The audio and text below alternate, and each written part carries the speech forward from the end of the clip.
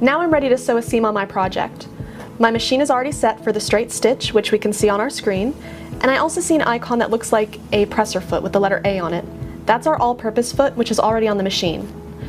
When I go to my needle plate, I see all of these lines and measurement markings, such as 3/8 and 5/8. 5/8 is a very common seam allowance, so I'm going to line up my fabric with that line. Lower the presser foot, and sew forward a few stitches, and then press and hold the reverse button to sew backwards a few stitches. And release the button and continue sewing.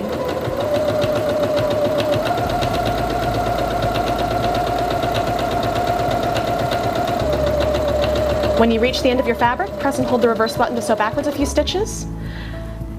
And now press your automatic thread trimmer. Raise your presser foot. And here's our lovely seam. I did a reverse stitch at the beginning and end to make sure that the seam doesn't unravel. Now let's work on some other stitches. Before we start sewing a new stitch, let's take a look at the front panel of our machine. On the front we have some function buttons, and on the side we have some of our most commonly used utility stitches. Whenever I press them, the stitch changes and we can see an illustration of the stitch as well as what presser foot to use. I'm going to go back to the center straight stitch, and on my screen I see these two black boxes.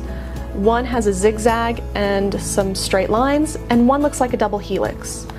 I'm going to press the button under the one that has the zigzag, and what that will do when I'm in straight stitch mode is change my stitch length or change my needle position.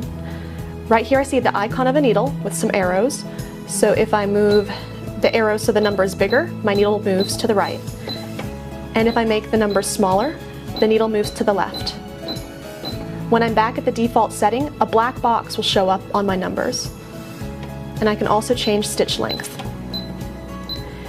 To get out of this menu, press the button under this little clear arrow. This double helix is my tension, so if I press the button under that icon, I can adjust my tension. And I might want to do that for using specialty threads or techniques. If I raise my tension quite a bit and I want to get it back to auto, just press the button under auto and it's back to the default. I'm going to go back to the main screen, so I'm going to press this button under the arrow. Now I want to select a stitch that's on my lid. I see on my lid I have a couple of icons, one that looks like a straight stitch and a zigzag, and one that looks like a scallop stitch and ABC. Right now we're going to focus on the continuous stitches, which are the ones with the straight stitch and zigzag. And I want to do stitch number 50, which looks really pretty. I'm going to come back down to my function buttons and press the button that matches that zigzag straight stitch icon. And I will see stitches 1 to 5. Press your scroll button, and I'll start going up the number of stitches.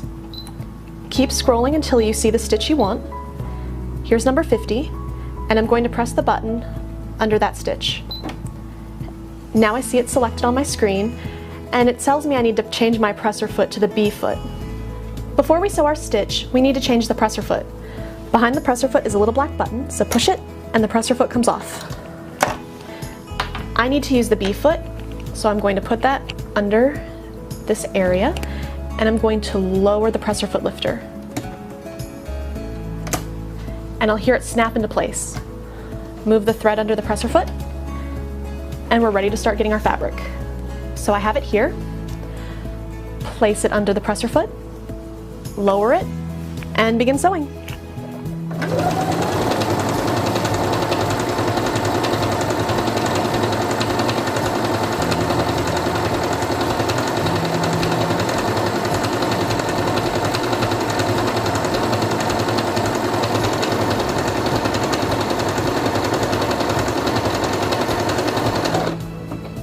Once I reach the end of my fabric, I'm going to press the automatic thread trimmer and raise the presser foot. And there's my stitch. Now I'm going to come back to my screen and press the function button under the icon that looks like a zigzag. Now I can change my stitch width and stitch length. First, I'm going to narrow my stitch width, and I'm going to set it to number 4. Let's try that one out. Put your fabric under the presser foot, lower it, and begin sewing.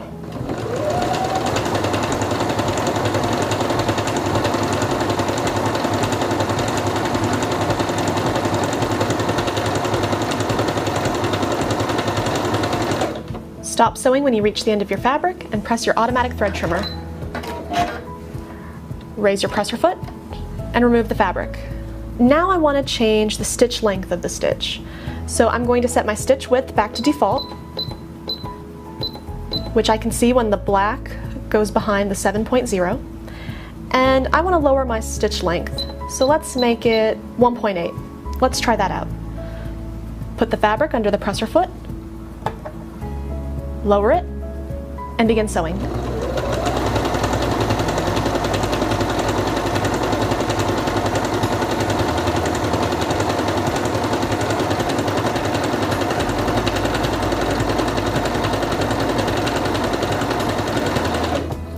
Stop sewing at the end of your fabric and press the automatic thread trimmer, and raise the presser foot. And here's our stitch out, showing the default stitch, the stitch where we made it more narrow, and the stitch where we shortened the stitch length. Now let's check out our programmable stitches. To view my programmable stitches, I'm going to come up to the lid and go to the icon that looks like a scallop stitch and ABC. And there I can see all of my programmable stitches. To select that mode, go down to the function buttons and press the one that looks like a scallop stitch and ABC. And now I see some of those stitches.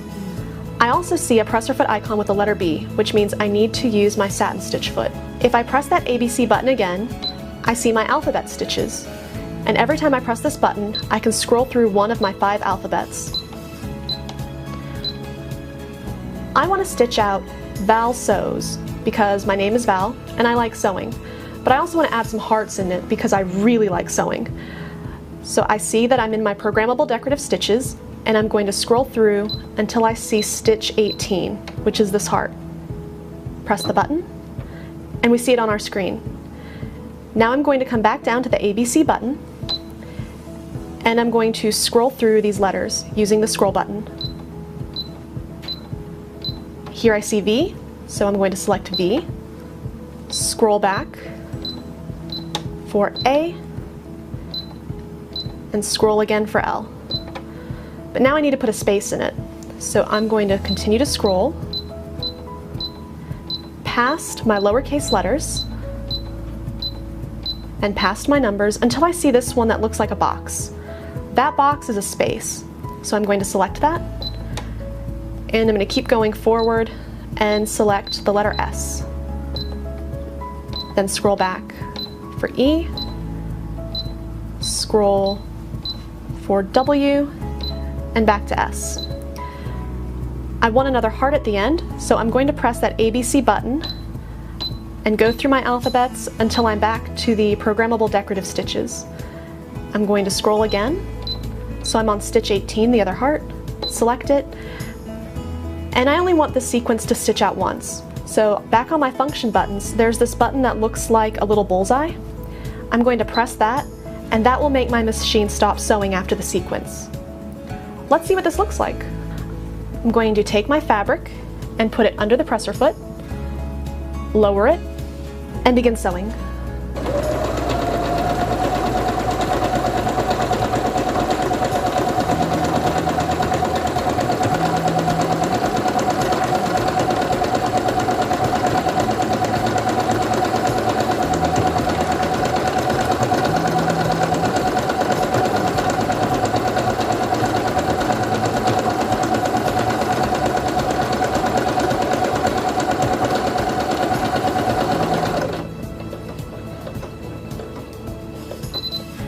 The machine will stop sewing after the sequence, and then I'll press the automatic thread trimmer and raise the presser foot. And that's what my sequence looks like. And after I trim all those thread tails, it looks like this. Now I want to change my stitch sequence from Val Sews to Valerie Sews. I'm going to come back to my screen, and I'm going to push this button right here to bring me back to the beginning of my sequence so I can see it more easily. I'm going to scroll with this small arrow button, And whenever you insert characters, you want the highlight to be on whatever character is to the right of where you want to add it. And I'll show you. So I'm going to press the ABC button and scroll. Actually, I don't need to scroll. There's my letter E. So E, and we see it's inserted. I'm going to scroll to R, add that, I, and back to E. Now the stitch sequence is ready to sew. Now let's stitch it out.